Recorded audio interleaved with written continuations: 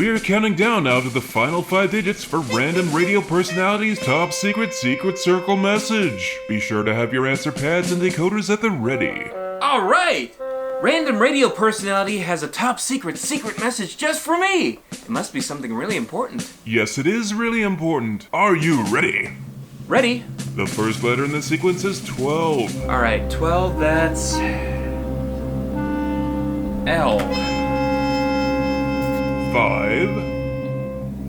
5 is an E. 1. A. 19. S. 5. E. That's all for Random Radio Personality's top secret circle message. Thank you for playing. All right, let's see what we got here. Do a Christmas story, pretty please.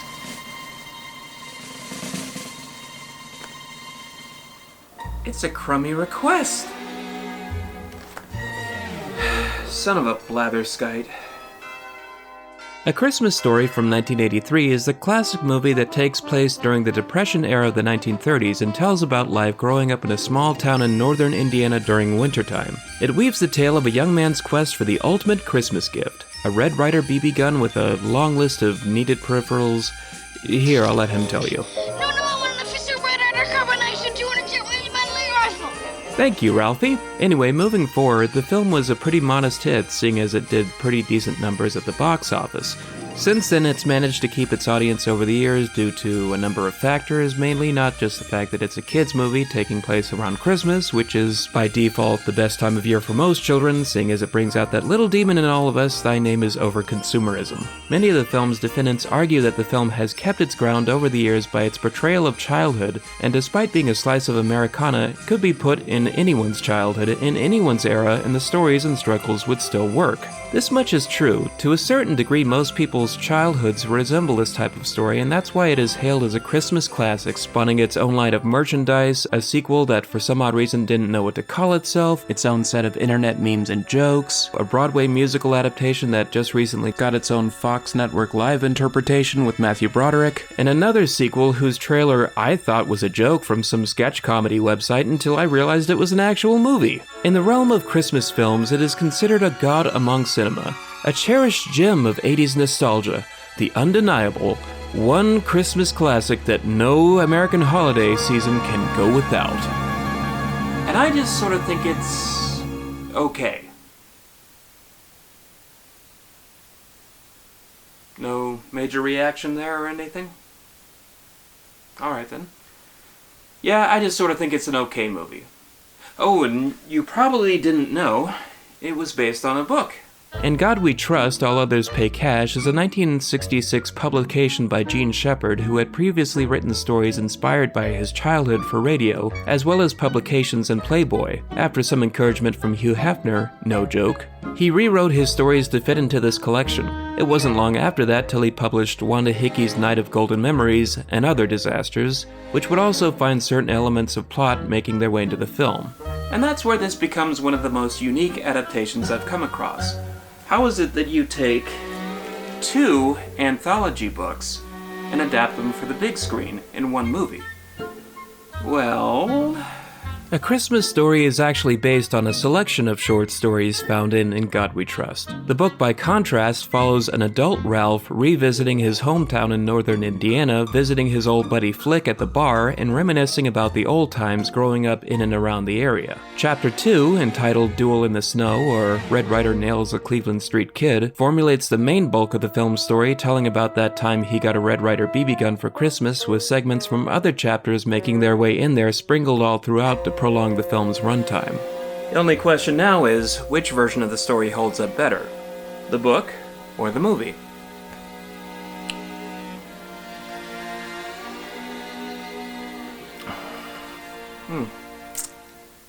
Eggnog. Sorry, I'm too cheap for Ovaltine. Let's have a read.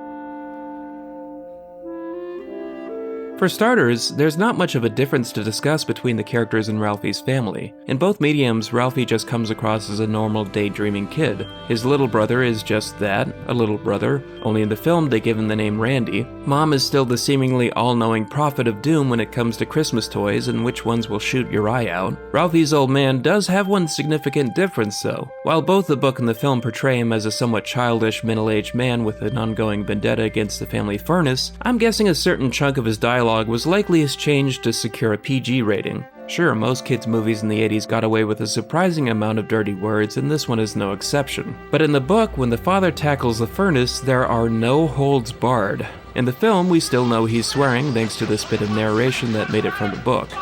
In the heat of battle, my father wove a tapestry of obscenity that, as far as we know, is still hanging in space over Lake Michigan. But instead of actually swearing, in the movie he sounds a bit more like this. Dumb friend, house stickled piper! Toot, blurg, rattle, brass, hammer, blurg, you blocker, rattle, beast! Is it just me, or does he sound like Yosemite Sam reading out of the Necronomicon? Actually, that would be pretty hilarious. Dirty, Turkish, artifact, flat, important, Philip, Bunker, Martin, Perkaluma, Burton, whack, rat, slap, pack, and slot. In terms of Ralphie's school friends, Flick is really the only one to have a book counterpart. In the film, he's just one of the other kids that happens to be the butt monkey of the group, always succumbing to the neighborhood bullies or sticking his tongue to a frozen pole over a foolish dare. Mind you, that whole scene was also made up strictly for the movie. In the book, Flick actually owns the bar that adult Ralphie is visiting during his return to Indiana, and much of the time he's actually the one to cue up conversations about the good old days when they were kids together. In terms of other kids worth talking about, we have an interesting case with the bully pair, Scott Farkas and Grover Dill, whose biggest contribution to the plot involves chasing Ralphie and his friends to and from school. This is where the elements of both novels come into play for a round of mix and match. In the books, both kids are bullies of their own creed rather than Grover being demoted to toady status in the film. Plus, he's the one with the infamous yellow eyes. The film gives the creepy yellow eyes to Scott Farkas, seeing as it seems to have a habit of taking most of the detestable qualities and compositing them into one individual for a much stronger payoff. One thing both Scutts have in common though is their love for giving out arm twistings. It just looks like Scott's choice of phrase when dealing out said torture was traded out for, again, something more family friendly. Say uncle! Uncle! Uncle! Dang. I don't think that kid's acting. Our film's story starts out immediately with the setting right smack dab in the middle of the Christmas season in northern Indiana circa 1930s. After a brief montage of everything wintry, we get introduced to our protagonist partaking in every kid's favorite mall activity, oogling. The Red Ryder BB gun in the store window has his full attention, and we're introduced to his goal by way of narration. In contrast, Chapter 2 of In God We Trust opens quite differently. Adult Ralphie has a conversation with a woman at Flick's bar who wears a pin that reads, "Disarm the toy industry." Intrigued by this, Ralphie inquires about it and sets the woman off into a radical speech shaming the toy industry for selling toy guns to children and training them all to grow up to be killers. Lady, it's people like you that made the Nintendo folks turn their Zapper red when all this time we could have had a toy shotgun like the Magnavox Odyssey. Shame on you. This outburst causes Ralphie to reminisce about the old times before toys became so politically charged, and cue the flashback to that one time he wanted a BB gun for Christmas. That's where the book catches up with the movie, and Ralphie's transformation into a little capitalist gremlin like all the other kids during the holidays begins. Throughout the story, Ralphie does a lot of fantasizing over how awesome his life is going to be once he has the BB gun. The difference is the book only gives us note of these fantasies as snippets and tidbits. They're just footnotes for the road. Same goes for Ralphie fantasizing about how good his grade is going to be when his teacher reads his school report about what toy he wants for Christmas. The advantage the film has here is how much they can elaborate on these fantasies, and to its credit, it does a good job. These sequences are rather humorous and over the top. And besides, who didn't have these kinds of fantasies about how great everything was going to be before reality kicked in? But of course, around every corner of his dream is the obstacle of every adult echoing his mother's concerned refrain of, "You'll shoot your eye out." Like in the film, the book Ralphie also writes a school report about his dream toy, fantasizes about how his teacher is going to love him for it, and then gets shocked by his failing grade. The movie's edition here is... My mother must have gotten to Miss Shields. There could be no other explanation. You'll shoot your eye out! You'll shoot your eye out! I guess young Ralphie somehow predicted the existence of Harley Quinn?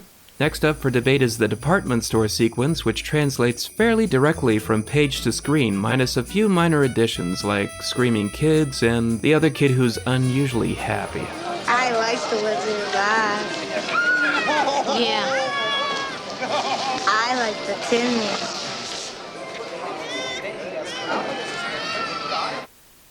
Methinks somebody's been sampling the adult eggnog.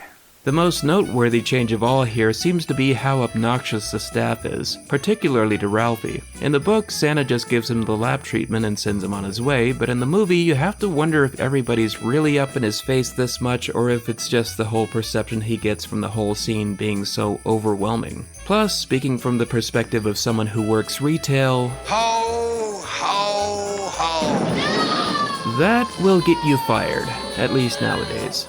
What's left of the story is pretty straightforward, but with one major difference that I think delivers a huge impact on how the story ends. In the film, the big day does come and Ralphie and his kid brother do their respective gift duties. The present from Ralphie's aunt in the book is just plain bunny slippers, not an entire suit like in the movie. One could argue that it's all the more embarrassing this way, but I think it's just because it makes a better centerpiece for the movie's poster. And surprise, surprise, the best gift is left for last. Ralphie receives his prized possession that he's strived for this whole Christmas season and is given permission to go try it out while the folks try to prepare dinner. Okay, so the parents are letting their 8-year-old son try out a BB gun on his own the first time, when this whole movie his mother has been stressing about how dangerous it was. I know the 1930s was a simpler time, but there's a special kind of stupid at play here. Naturally, Darwinism strikes and Ralphie mildly injures himself with his new toy, almost proving his mother correct by just a few mere centimeters. And because he's a crafty young man, decides to lie about it to his parents and say it was an icicle that did it. He gets away with it scot-free, the family goes out for dinner at a local Asian stereotype restaurant, and that night Ralphie passes out clutching his beloved weapon of eye destruction. So I guess the moral of the story is lie to your parents? I don't know. But like I said, there was one change from the book story that made all the difference. In the book, the family gift-giving happens on Christmas Eve the night before. Ralphie gets the gun and then falls asleep with a narrative passage that ended the film, giving him closure. Then the next morning, he goes out to use the gun by himself and has his little accident. Ralphie still lies his way out of it, but he puts together in his young mind that Red Ryder himself made sure to do this to him on purpose for his pride, and maybe to this day he's still out there showing kids who's boss. Hence the title of the chapter, Red Ryder Nails the Cleveland Street Kid. That titular kid was Ralphie all along. Dang, that kind of made a difference. Still a semi-carefree ending, but with a bit more emphasis on consequence. Still, the bigger question from here on out is, how do the rest of the stories fit into the film?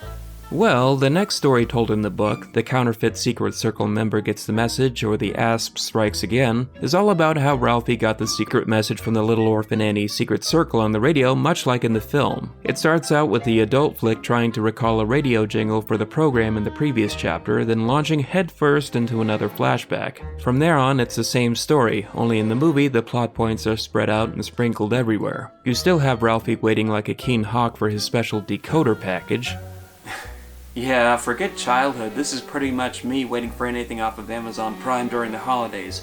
2-day shipping, my Aunt Clara. One thing never mentioned in the book is the exact time of year that the story takes place. Same goes for many of the other stories, so it really could be any time of year. And that's why it still makes sense to put in the climax to the story arc with Ralphie getting the decoder ring and deciphering the radio message, only to realize all along it was just an Ovaltine commercial.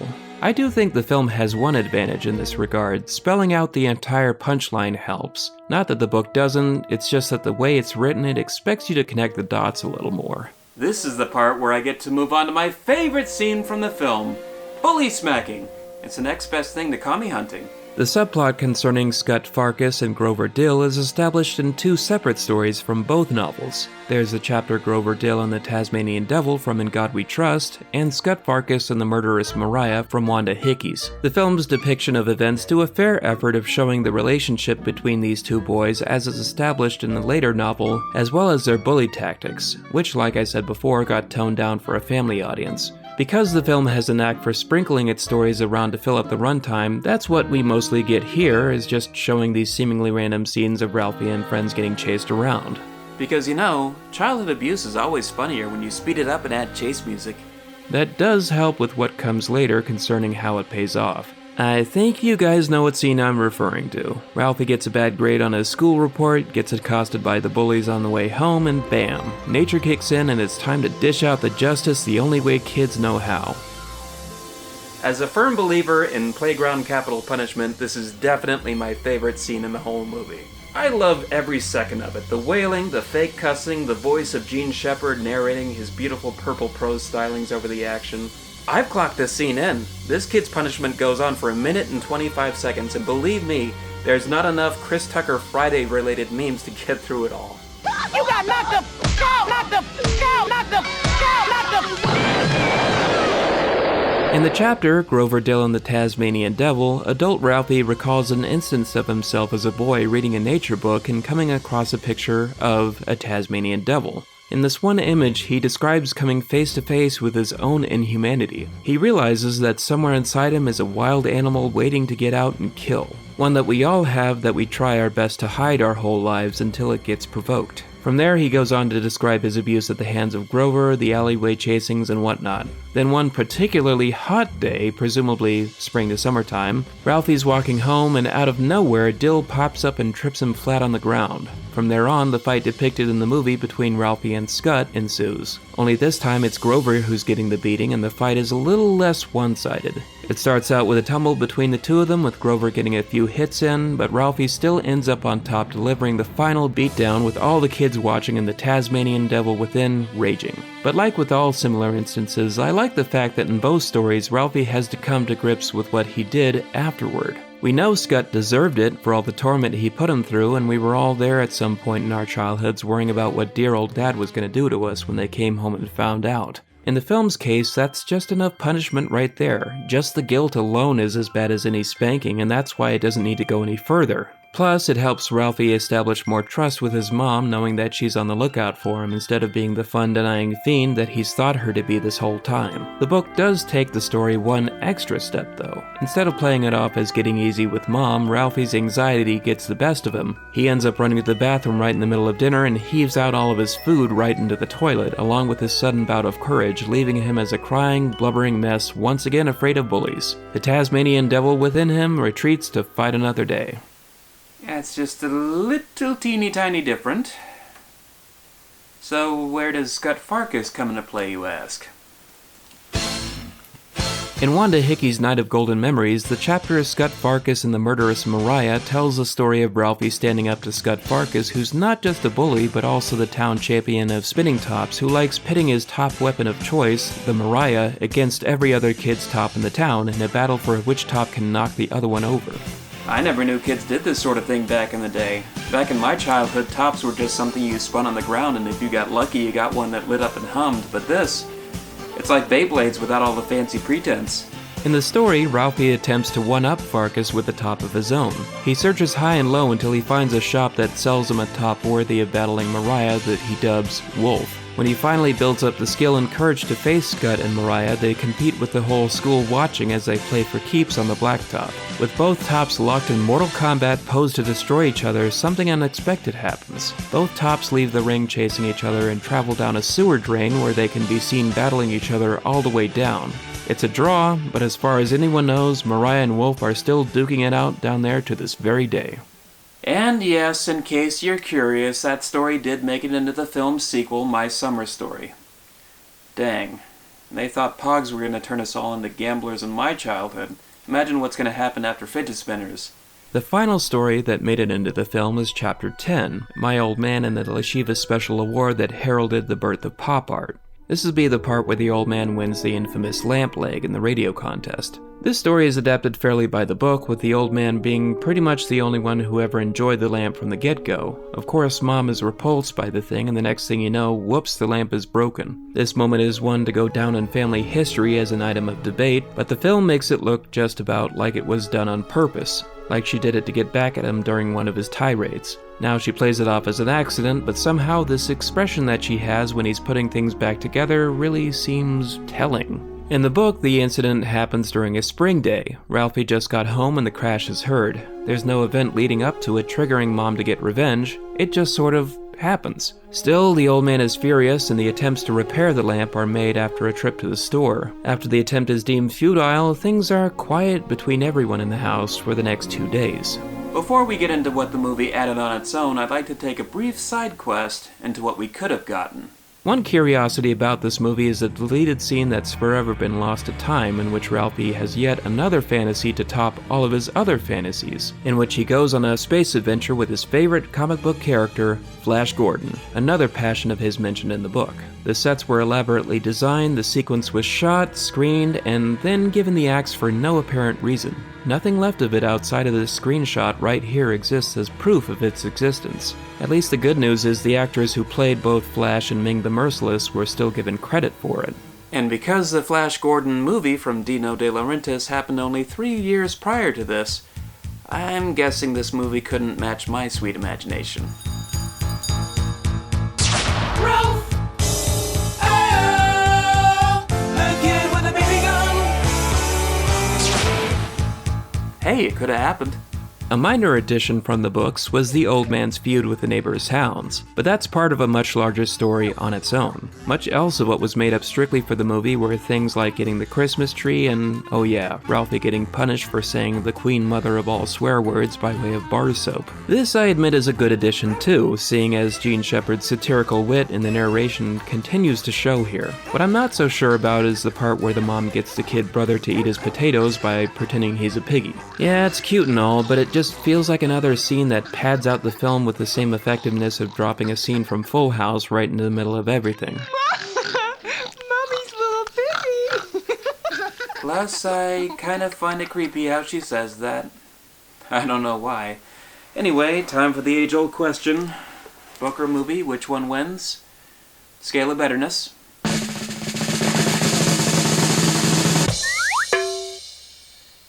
Yeah, sorry guys, but the books kind of win here.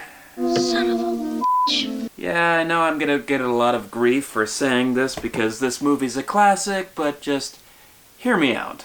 The way that Gene Shepard wrote his stories, they were meant to be very episodic. I love his way with wording and his particular usage of purple prose. He had a way of making ordinary, mundane things seem all the more amazing, and that combined with his sardonic wit made for an engaging combination. Much of that wit did make it into the film, it's just that I feel like it's the same case of every Dr. Seuss adaptation I've ever tackled. Whatever was added or altered from the source material, it really feels like hit or miss to me. Plus, I like the book's choice to use adult Ralph in the present and the world around him as a gimmick to flash back and look at his past. It has a rather Stephen King's It vibe to it, minus the whole killer clown angle and all that.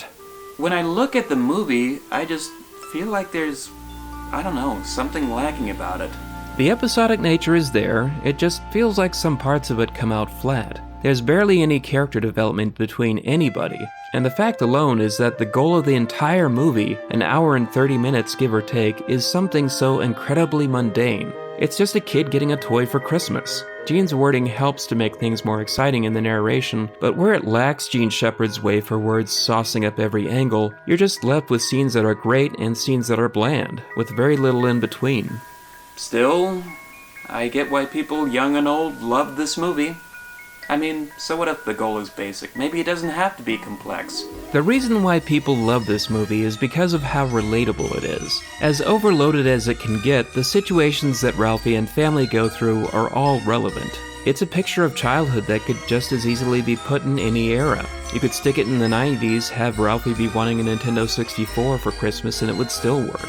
I mean, remember when you were a kid, how larger than life the world was around you, how you wanted that one gift you saw advertised on every cereal box, and how hard you worked and wished to get that toy? Remember about how you dreamed how awesome life was going to be once you got that dream toy and all the cool things you were going to do with it? And then when you finally got that toy, you felt for a moment like you were holding the holy grail of all things kiddom, and you knew in that moment you were destined for greatness ahead. And then when you actually used it for the first time, maybe you were a little disappointed.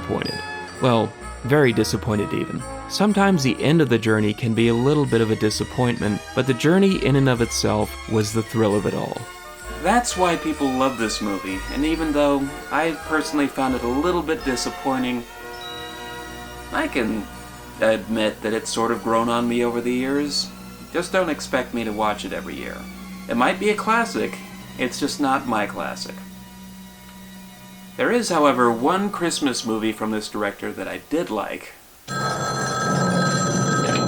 Hello? Hey, Mommy. Hey, baby. Where's Agnes?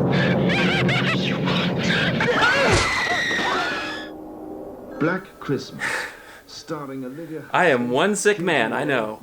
Anyway, don't forget to join me next time. Saxon as Lieutenant Fuller. Jingle House bells! I'm not watching that! Merry Christmas, and ciao for now.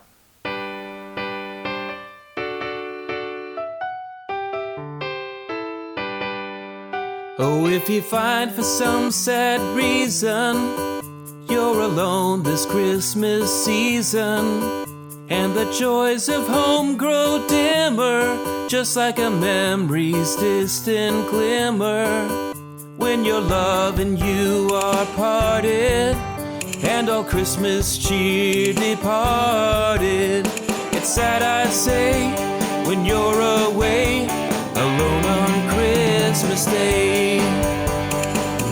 Why the sadness? You gotta move on when there should be gladness. Oh, keep moving on. All you can do is keep moving on.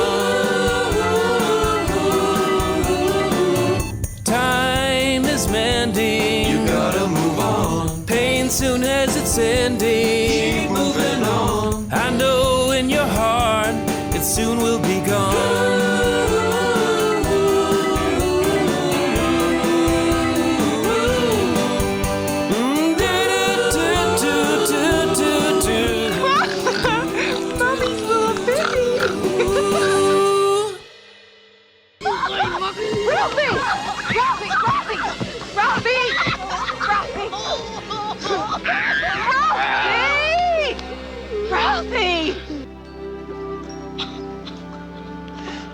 We're going home. Come on. Now pay back the ain't it? If you like what you saw here, please, please, please try to help support it. I have a Patreon page. You can help me by going over there, throw in some money, whatever amount that you like to throw in. If you're not watching this on YouTube, I also have a YouTube channel. So go there and hit that subscribe button to be notified whenever new videos and new content come out. I'm also on Facebook. Go over there and like that page so you can be notified as well whenever a new episode or video of some sort come out, as well as exclusive behind the scenes content. You can also hit me up on Twitter over there to see what kind of stuff that I like to share. Just be warned though, I don't like getting too many messages. So if you're constantly sending me stuff all the time, I can get really agitated. Remember, my privacy is golden. And if you like my t-shirt, I got a t-shirt store over there too. I got links, I got fresh designs, I got new stuff coming out over there, provided of course that anything actually sells. That's about it. If you like what I do, hit that like button, Facebook me, tweet me, share me on your little social networking sites, do whatever you gotta do. Email me to all your little friends, and that's all I gotta say. Thank you, and peace.